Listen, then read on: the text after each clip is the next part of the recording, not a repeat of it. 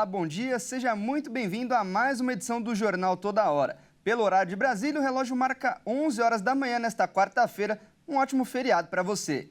E olha só, a África do Sul será o próximo país sede do G20. O presidente Lula passou a presidência da cúpula após o encerramento do evento lá no Rio de Janeiro. Vamos conferir.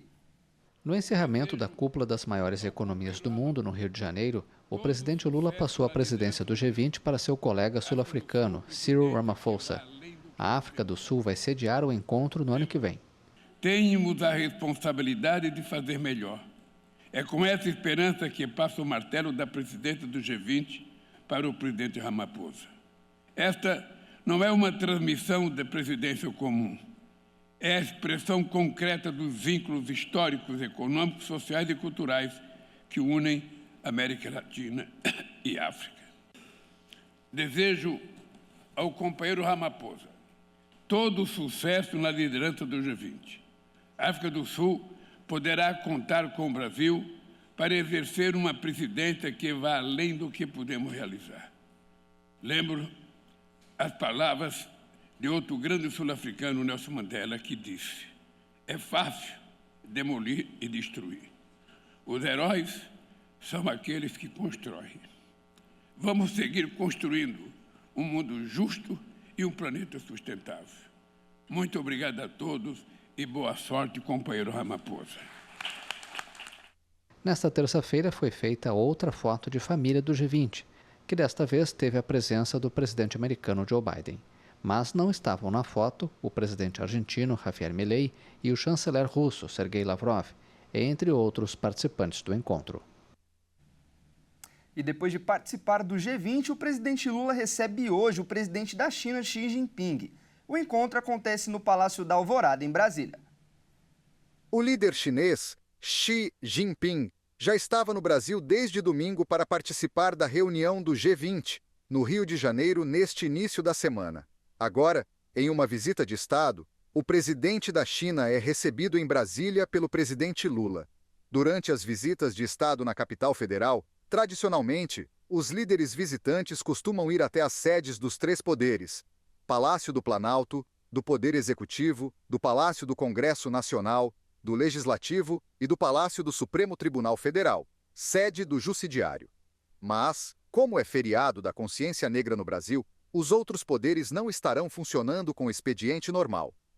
O encontro com o presidente Lula acontece no Palácio da Alvorada, residência oficial da Presidência da República, onde também será realizado o almoço oferecido ao líder chinês. Durante a visita, mais de 30 atos de cooperação serão assinados entre os dois países. Entre as pautas a serem discutidas, os presidentes devem tratar de assuntos relacionados a políticas e programas de investimento e desenvolvimento dos dois países, relações bilaterais e coordenação sobre tópicos regionais e multilaterais. Desde 2009, a China é o maior parceiro comercial do Brasil e uma das principais origens de investimentos em território brasileiro. No ano passado, a corrente de comércio atingiu o recorde de 157 bilhões e meio de reais, com exportações brasileiras totalizando mais de 104 bilhões de dólares e um superávit brasileiro de 51 bilhões de dólares, equivalente a cerca de 52% do superávit total comercial brasileiro.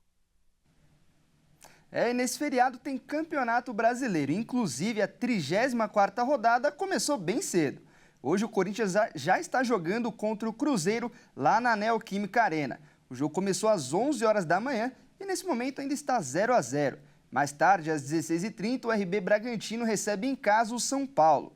No mesmo horário tem confronto entre Atléticos na parte de baixo da tabela. O Paranaense recebe na Liga Arena o Goianiense. E ainda às 16h30, o Criciúma recebe o Vitória no estádio Heriberto Ulce.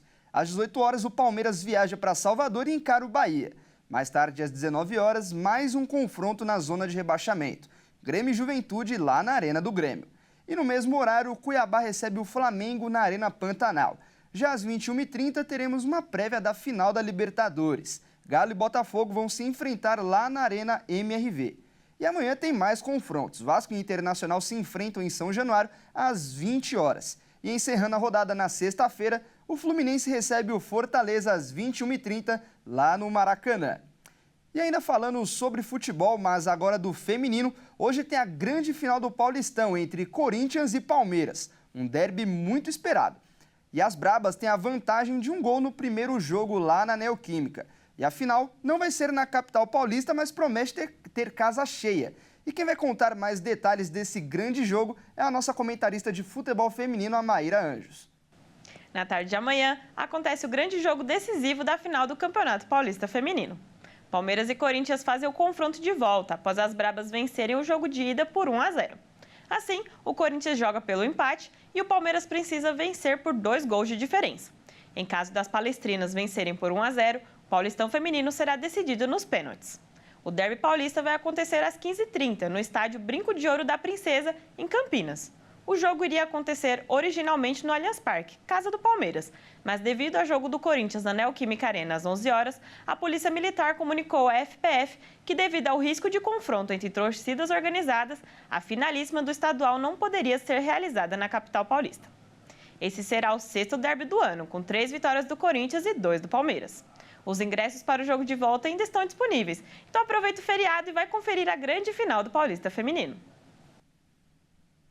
Bom, essa edição fica por aqui, mas você acompanha mais notícias daqui a pouquinho com a Tabata Porte no Redação Hit às 11h30. Muito obrigado pela companhia e até mais.